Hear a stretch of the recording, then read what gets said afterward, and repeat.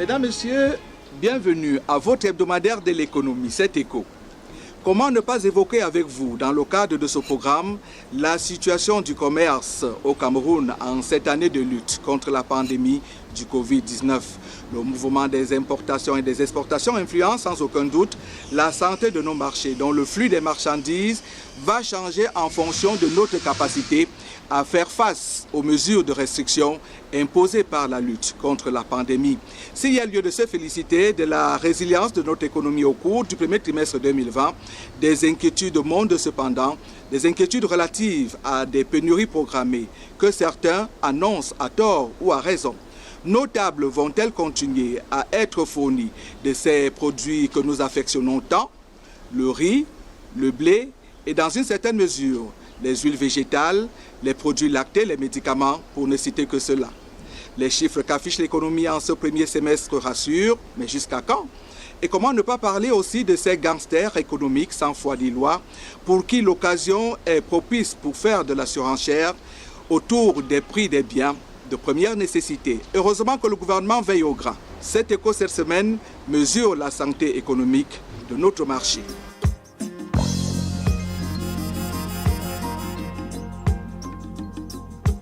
C'est au port de Douala que l'on peut le mieux mesurer la température de notre commerce. Qu'est-ce qui entre? Qu'est-ce qui en sort? La réponse à ces deux questions nous renseigne sur le ravitaillement de nos marchés intérieurs et sur notre capacité à mobiliser les devises. Le commerce international comme il va au port de Douala, c'est la première partie de votre émission. Nous retrouverons juste après M. Fouda Galius, c'est le président du syndicat des transporteurs transitaires et à Kony du Cameroun.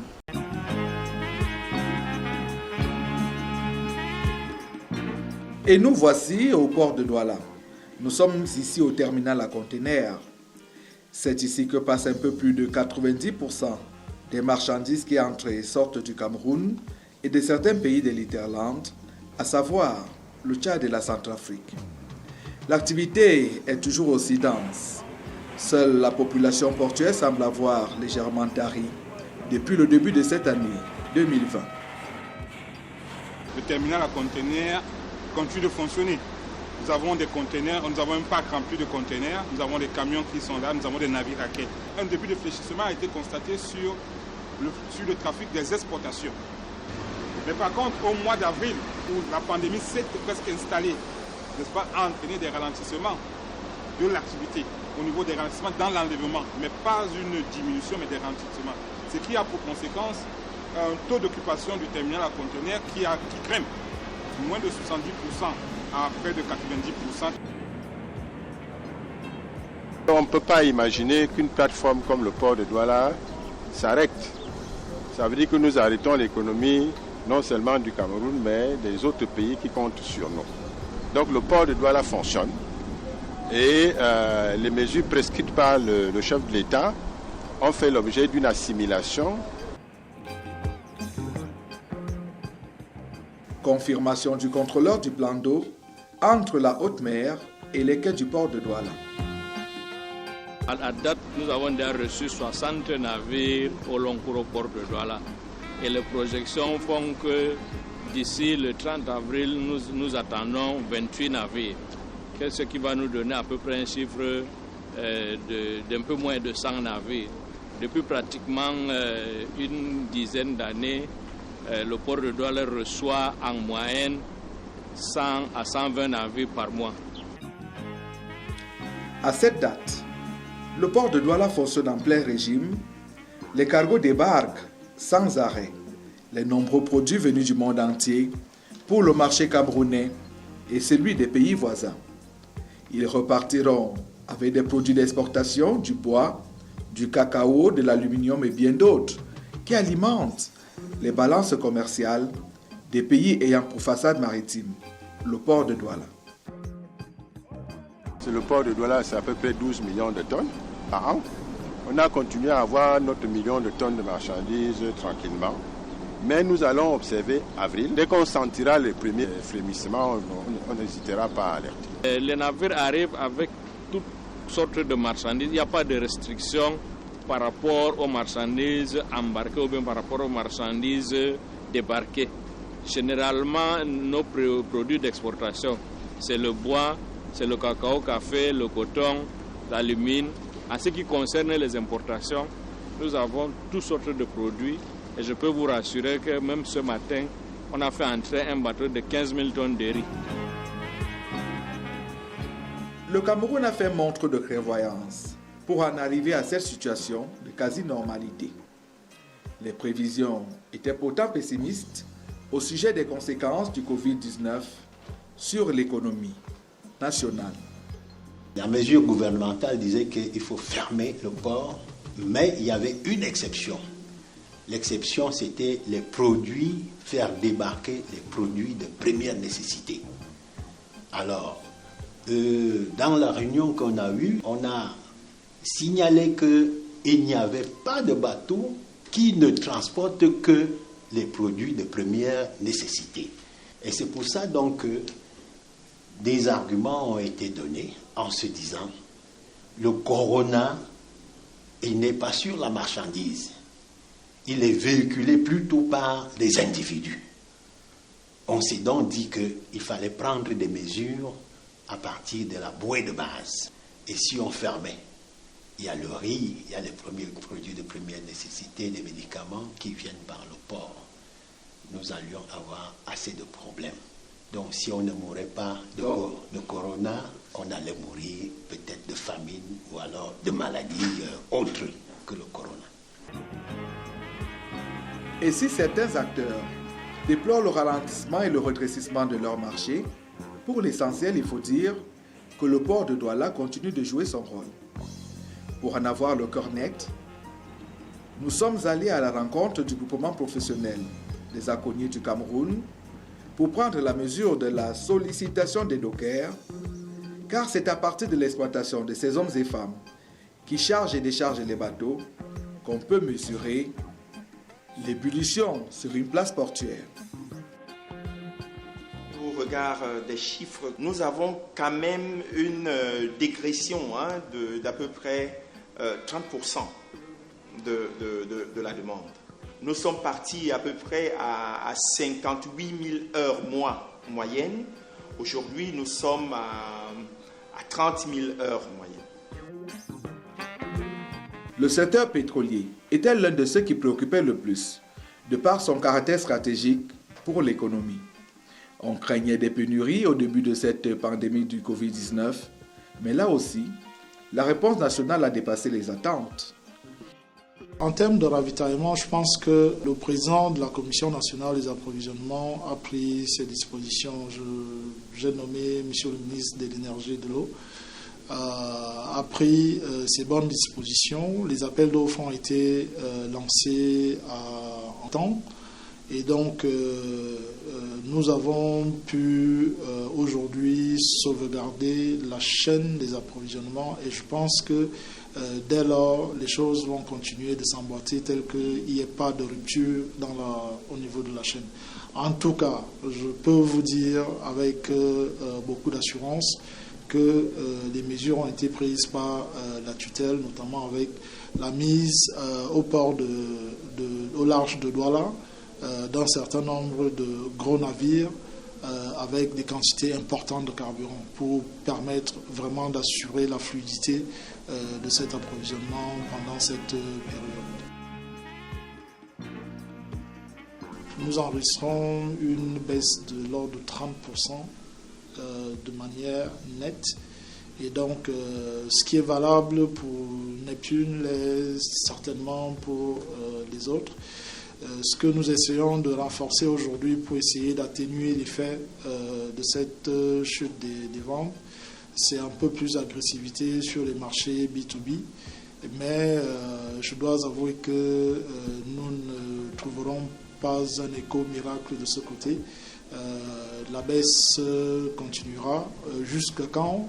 Jusqu'à ce que l'économie, le confinement s'arrête de manière naturelle. Évidemment, la santé des populations, la santé de nos consommateurs est notre priorité.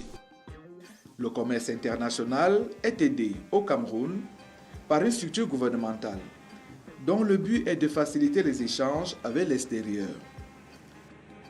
notre grand challenge est de réfléchir dans le sens de renforcer la simplification des mesures existantes.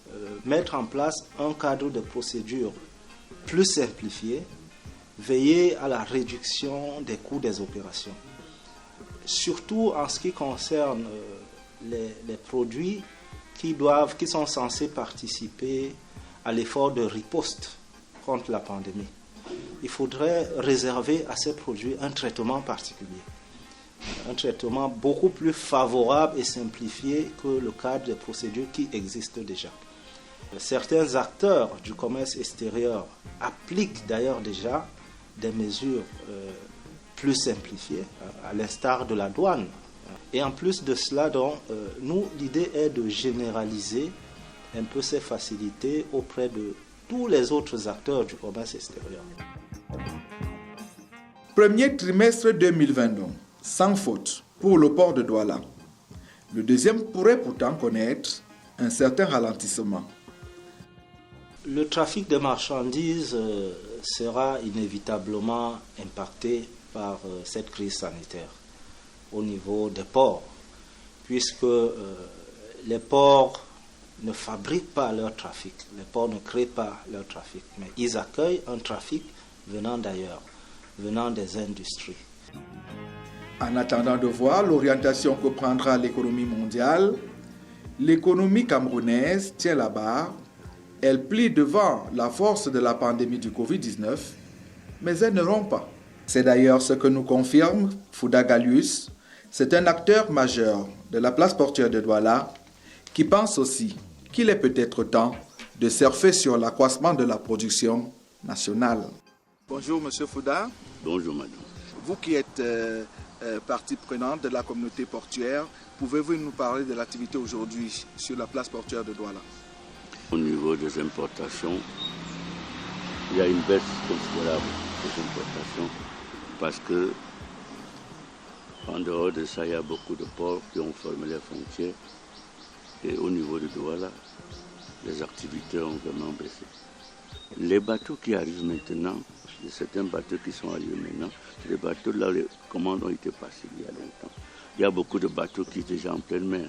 Donc au fur et à mesure que le temps passe, l'arrivée de bateaux diminue. Et si ça continue d'ici par exemple juin, il y aura vraiment baisse considérable. Pour le moment, on reçoit les dernières commandes. Donc c'est pour ça que les 3 premiers mois, on n'a pas senti réellement la baisse. Dans le Cameroun, il y a beaucoup de réserves. Le ministre de Commerce, lui, c'est un génie parce qu'il a anticipé beaucoup de choses. Donc le Cameroun, pour le moment, on peut travailler, on peut se maintenir si vraiment le Cameroun veut être honnête, surtout les grands commerçants. Est-ce qu'il y a lieu de craindre une pénurie? Je pense que le Cameroun a tout.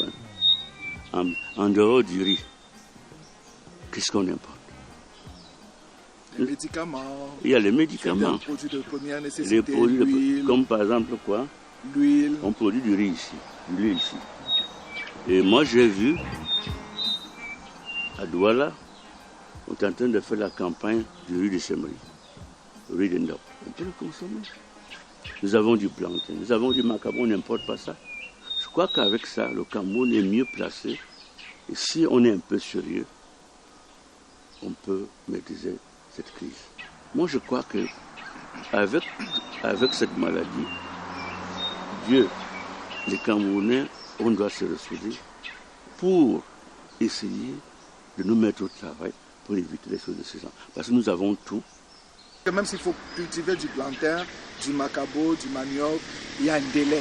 Même s'il faut faire du riz, il y a des délais. Non. Qu'est-ce qu'il y a lieu de faire? Il y a un problème. Dans les 3 prochains mois. Il y a un problème. Nous avons trop de villes dans des villages. Il n'y a pas de route. Il y a du riz à Sembri.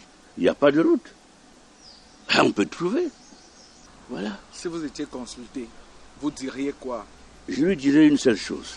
Cette maladie-là doit nous faire réfléchir. Il ne faut pas seulement attendre des Blancs. On va toujours attendre de ces gens, ils vont toujours nous manipuler.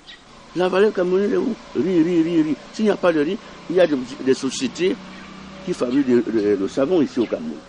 Ça va être très bien. Il y a des sociétés, l'huile. Tout est presque fabriqué sur place. Qu'est-ce qu'on attend d'eux?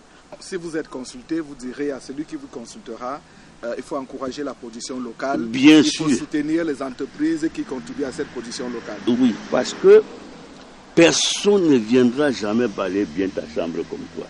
Ces gens-là ne viendront jamais développer notre pays, notre culture. C'est nous-mêmes qui devons le faire. Et nous avons cette capacité. Nous avons un sous-sol riche. Nous avons des gens très intelligents, intellectuels. Nous avons tout. On nous a dit que la RTC ne marche pas. Je vous dirais non. Voilà les Camerounais qui ont travaillé. En 3 mois, on a produit presque plus de 13 milliards. Comment vous entrevoyez le Cameroun économique à l'horizon fin 2020? Non, le Cameroun, comme quelqu'un l'a dit, le Cameroun, c'est le Cameroun. Quand le Camerounais veut bien faire, il le fait. Actuellement, là, nous recevons beaucoup de navires à Kribi et autres pour l'exportation de bois. Bon, on ressent moins les bateaux de produits premiers comme le riz et autres. Moi, je pense que de ce côté, il n'y aura pas assez de problèmes. Il faudra qu'on soit un peu sérieux. Et ça va aller. Je vous remercie, M. Fouda Galius, d'avoir accepté de répondre à nos questions. Je vous souhaite beaucoup de courage dans votre combat sur la place portuaire de Douala. Merci. Nous sommes patriotes et nationalistes. Nous n'avons pas changé.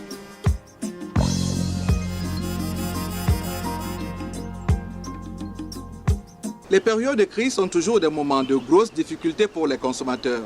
Certains commerçants véreux en profitent pour créer des pénuries artificielles, question de booster leurs propres bénéfices. Ils ont aussi essayé au Cameroun, mais ils ont échoué devant l'engagement du gouvernement à barrer la voie à l'inflation. C'est l'objet de la deuxième partie de votre émission. Elle nous conduira tour à tour vers les marchés des vivres et des médicaments. Cette incursion dans les milieux commerciaux s'achève au cabinet du ministre du Commerce, Luc Malgoire Mbargatangana. En attendant que les étals de nos marchés soient envahis par les produits du cru national, il faut encore composer avec les produits de l'exportation, c'est-à-dire du riz, de la farine de blé, des produits lactés, certaines huiles végétales, des médicaments. La liste n'est pas exhaustive. Ces produits ont vu leur prix s'envoler. Certains commerçants véreux ayant fait le choix de s'enrichir au détriment de la communauté. Ils ont trouvé en face d'eux un gouvernement déterminé à barrer la voie à l'inflation. Les fins limiers du ministère du Commerce ont investi les marchés, traquant jusqu'à l'arrière-pays les partisans des pénuries artificielles. Aujourd'hui, le marché se porte mieux. Nos stocks sont toujours là. Nous n'avons pas de rupture. Non, les prix n'ont pas encore changé. Non, les prix ne changent pas. Nos prix sont toujours intacts. Les prix sont sensiblement les mêmes et on trouve les mêmes produits. Donc, il n'y a pas encore de pénurie. En tout cas, pour des marchés en plein Covid-19, les prix sont étonnamment maîtrisés. Mais il faut dire que les grandes surfaces, celles qui traditionnellement commercialisent des produits importés, souffrent de la rareté de leurs clients, beaucoup ayant choisi d'éviter des espaces publics. Il y a de moins en moins de clients parce que tout le monde reste chez eux pour respecter le confinement. Donc tout ça, ça joue dans tout le rôle de tous les commerçants. Dans ces magasins, nous l'avons constaté, les produits qui marchent sont ceux directement liés à la lutte contre le Covid-19. Alors, pour maintenant, les secteurs qui bougent quand même, c'est tous les produits de nettoyage, qu'on est quand même assez fournis, je veux dire, par les fournisseurs locaux, puisque toutes les frontières sont fermées. Du coup, on n'a pas possibilité de faire venir d'ailleurs. Donc, les fournisseurs locaux, quand même, sont présents. Et aussi pour la peur de la pénurie, donc tout ce qui est congélateur, tout ce qui est froid, ça passe aussi parce que les gens font de réserves. Donc voilà, c'est les deux secteurs quand même que je peux dire qui peut-être bien marcher. Au terme de notre immersion Dans le secteur du commerce au Cameroun, nos conclusions s'imposent d'elles-mêmes. Le Cameroun, parce qu'il a fait preuve de clairvoyance, permet à ses populations d'affronter avec une certaine sérénité ces moments difficiles de lutte contre le coronavirus. Le gouvernement s'en félicite. Le ministre du Commerce a accepté pour cela de nous dévoiler sa stratégie. Bonjour Monsieur le ministre et merci d'avoir accepté de nous accueillir chez vous. C'est un plaisir de vous recevoir, Madame Naminga. Monsieur le ministre, si on vous demandait comment se porte le commerce extérieur et intérieur aujourd'hui? Je crois que c'est le lieu de saluer en ce qui concerne notre pays. Des mesures courageuses, salutaires, prises par le président de la République qui permettent précisément, pour répondre à votre préoccupation, qui permettent à ce que notre économie et donc notre commerce extérieur et notre commerce intérieur restent debout. Parce qu'il faut bien se dire une chose, il y a la période Covid-19, mais il faudra repartir après. Il faut repartir sur de bonnes bases. Donc on constatera que l'après-Covid verra le Cameroun dans sa trajectoire, dans sa convergence vers cette émergence voulue par le président de la République, parce que nous avons maintenu les bases de notre économie.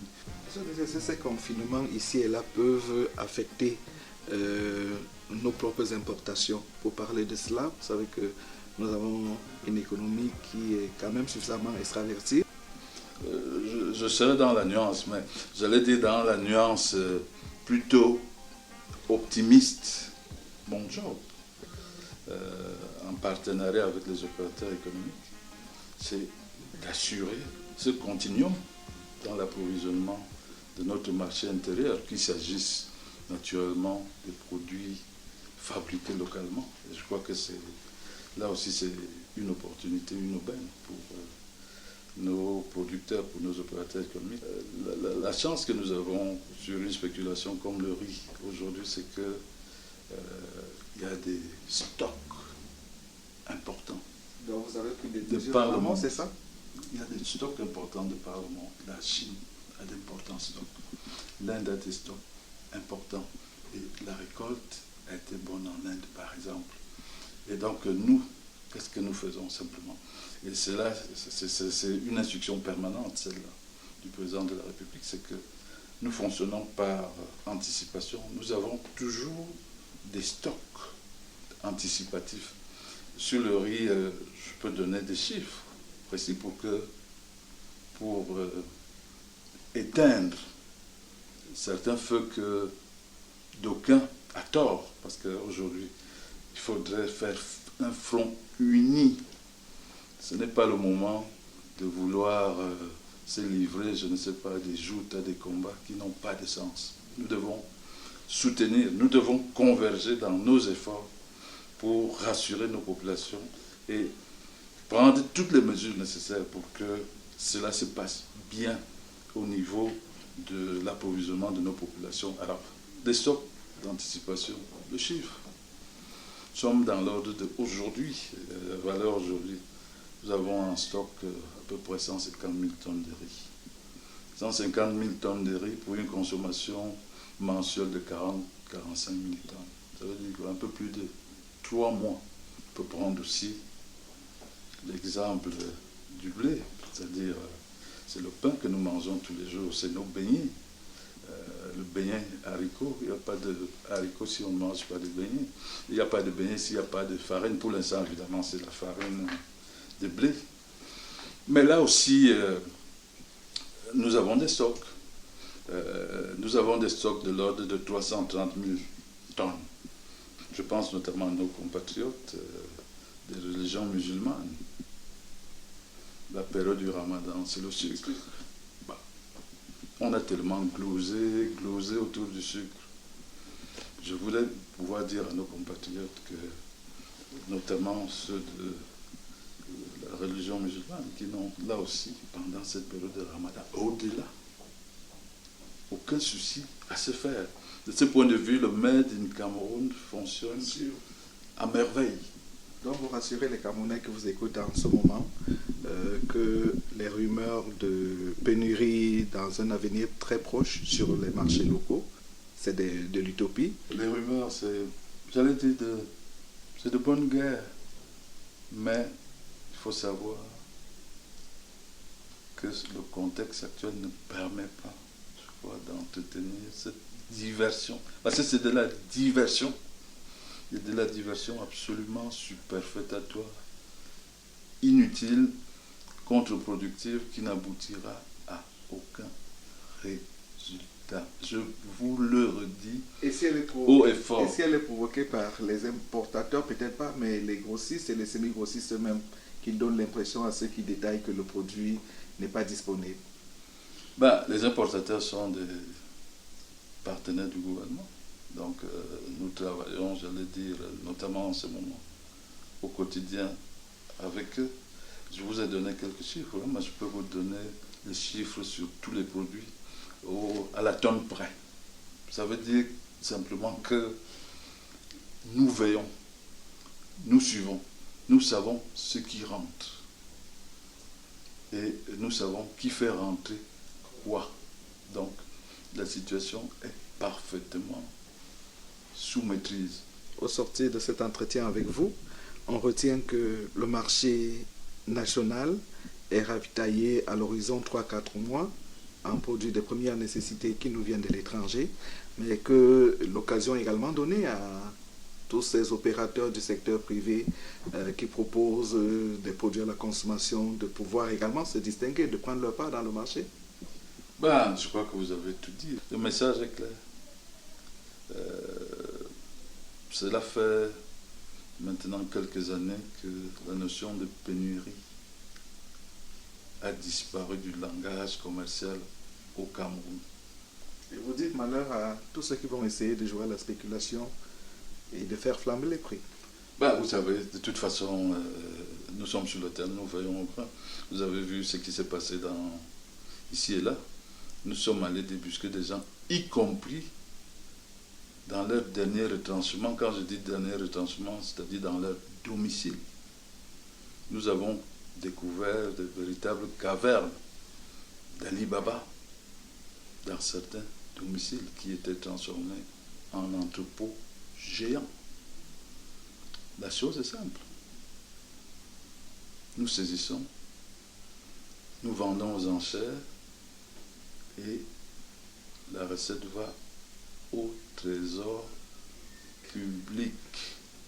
Merci, Monsieur le ministre, d'avoir accepté de répondre à nos questions. Merci pour tous ces éclaircissements, ces éclairages que vous avez apportés aux téléspectateurs de la CRTV qui vont certainement apprécier toutes ces informations que vous leur avez données et qui les rassurent, et qui me rassurent moi aussi que le marché est sous contrôle au Cameroun actuellement.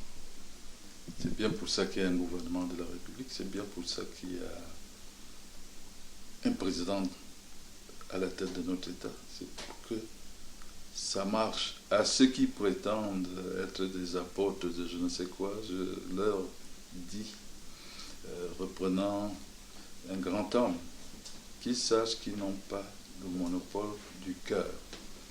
Le cœur, c'est du côté du pouvoir public, c'est notre mission. Et c'est ici que s'achève votre émission. Mesdames et messieurs, nous espérons que comme nous, vous en partez rassurés que les pénuries sur les marchés camerounais, ce n'est pas pour demain. Nous espérons également que vous avez apprécié. Mon équipe et moi-même vous remercions. On se retrouve mercredi prochain pour une autre édition.